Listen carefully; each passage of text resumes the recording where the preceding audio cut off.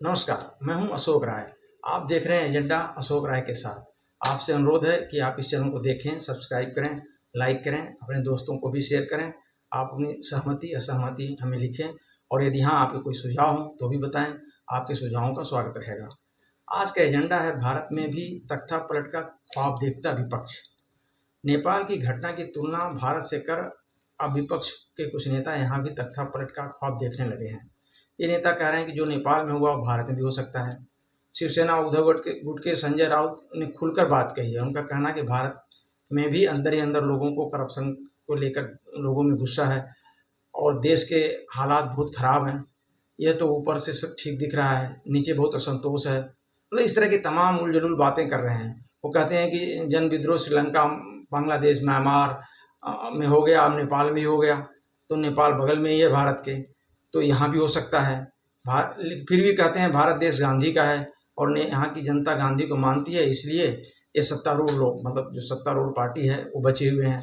याद रहे कि ये वही संजय राउत हैं जो करप्शन के आरोप में लंबे समय तक जेल में रह के आए हैं। इसी तरह आम आदमी पार्टी के संजय सिंह का हाल है कि वो कहते हैं जन विद्रोह इसी ओर संकेत करता है कि लोकतंत्र में यदि आप जनता के अधिकारों को छीनेंगे तो जन विद्रोह होता है, इसलिए नेपाल से हमारे देश के आकाओं को सबक लेना चाहिए। ये वही संजय सिंह हैं जो केजरीवाल की सरकार में हुए करप्शन के मामले में जेल भुगत कर आए हैं और आज करप्शन पर ध्यान दे रहे हैं। इनको यह भी बताना चाहिए था कि नेपाल में प्रदर्शनकारियों ने करप्ट विपक्षी नेताओं को के घरों में भी घुसे हैं और उनको भी नहीं छोड़ा है। तो ये भी चीज़ इनको याद रखनी चाहिए। और वो कह रहे हैं इसी तरह तेजस्वी यादव है, वो कह रहे हैं कि बिहार जो है नेपाल के बगल में है, तो मतलब क्या है, ये अराजकता फैलाना चाहते हैं, बिहार में अराजकता फैलाना चाहते हैं कि भाई हमारा पड़ोसी है तो यहाँ भी होगा। इसका मतलब तो यही निकलता है। मतलब ये कितनी खतरनाक बात है कि मोदी सरकार के विरोध में ये क्या क्या लोग बोल जाते हैं। इन्हें खुद पता नहीं है कि हम क्या बोल रहे हैं। हालांकि नेताओं को शिंदे शिवसेना गुट के संजय निरुपम ने आड़े हाथों लिया और उन्होंने कहा कि ऐसा लगता है कि इंडी गठबंधन के नेता इस हिंसक वातावरण को भारत में भी लाना चाहते हैं। इस तरह के टोंट करना शुरू कर दिया इन लोगों ने और लगता है ये लोग देश में हिंसक षड्यंत्र भड़काना चाहते हैं।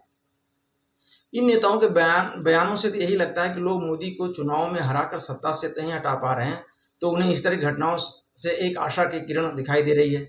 इन्हें नहीं पता कि ये लोग आग से खेल रहे हैं। लगता है कुछ विदेशी शक्तियां भारत को भी अस्थिर करना चाहती हैं।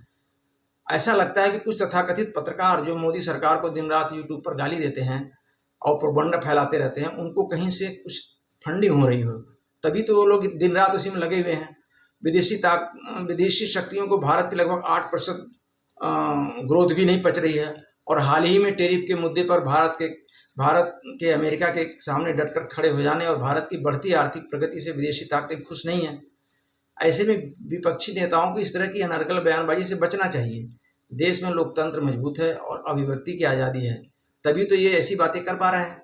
अराजकता के माहौल में आग इनके घरों तक को भी तबाह कर सकती है, ये इन्हें नहीं भूलना चाहिए।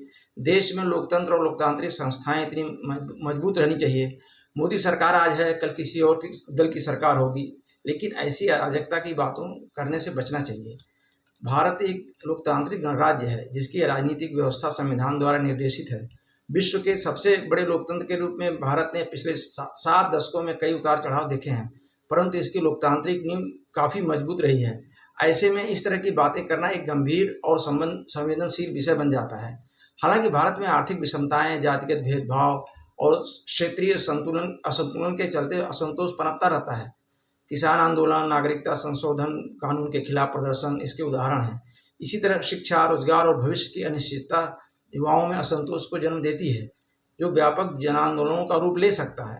धर्म, भाषा, क्षेत्र और पहचान से जुड़े मुद्दे अक्सर भीड़ को उग्र बनाते हैं, लेकिन इसके साथ ये भी नहीं भूलना चाहिए कि भारतीय लोकतंत्र और संस्थाएं इतनी मजबूत हैं और हमारे संविधान में विरोध करने का अधिकार निहित है। इस तरह का प्रदर्शन करना यहाँ एक स्वाभाविक प्रक्रिया है। हालांकि भारतीय लोकतंत्र की सबसे बड़ी ताकत उसकी स्वतंत्र न्यायपालिका, मुक्त मीडिया और सक्रिय सिविल सोसाइटी है, जो किसी भी असंतोष को लोकतांत्रिक दायरे में रखने में सक्षम रही है। भारत में संवैधानिक संस्थाओं की मजबूती इतनी है कि भारत में राष्ट्रपति, संसद, चुनाव आयोग, न्यायपालिका जैसी संस्थाएं सत्ता के संतुलन को बनाए रखती हैं। इसी तरह भारत कि आम जनता में लोकतंत्र के प्रति गहरी आस्था है। हर वर्ग के लोगों को ये विश्वास है कि समस्याओं का समाधान मतदान और जनसंवाद से संभव है, न कि हिंसा या तख्तापलट से।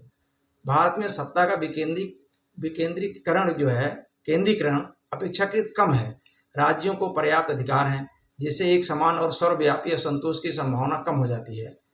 हालांकि विश्व के कुछ देशों में जन विद्रोह और तख्तापलट सफल हुए हैं, लेकिन इन देशों की सामाजिक, राजनीतिक और सैन्य संरचना भारत से बहुत भिन्न है। वहाँ लोकतांत्रिक परंपराएं या तो नवोदित थी या पूर्णतः अनुपस्थित। हमारे यहाँ लोकतांत्रिक संस्थाओं और सामाजिक संवाद की मजबूती के कारण ऐसे आंदोलनों को प्रायः लोकतांत्रिक समाधान मिल जाते हैं। वहीं तख्तापलट की संभावना अत्यंत दुर्लभ और अवास्तविक है, क्योंकि भारतीय सैन्य व्यवस्था और संवैधानिक संस्थाएं इसकी अनुमति बिल्कुल नहीं देती। असंतोष और विरोध लोकतंत्र के स्वाभाविक पहलू हैं। भारत की लोकतांत्रिक नींव इतनी मजबूत है कि वह किसी भी जन विद्रोह या तख्तापलट की स्थिति को नियंत्रण करने में सक्षम है। इसलिए यह ऐसी संभावना असंभव है।